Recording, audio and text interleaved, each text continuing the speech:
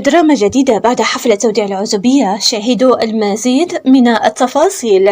قبل ما نبلش في هذا الفيديو اشتركوا بالقناة، فعلوا زر الجرس ليصلكم كل شي جديد عم ننزله. البداية في هذا الفيديو راح تكون مع لانا محمد اللي ظهرت في العديد من الاستوريات، كانت بترد على تساؤلات الجمهور في موضوع كان عم يزعجها، انه البعض عم يحكي عنهم انهم دائما بيكونوا متواجدين في المناسبات. ردت لانا على هذه التعليقات انه الناس عم تعزمها وهي عم تلبي الدعوة لانهم بدهم يشوفوها في مناسباتهم. وكانت لانا منزعجة من الاشخاص اللي عم يحكوا عنها هي واختها لين انهم دائما بيكونوا متواجدين في كل المناسبات.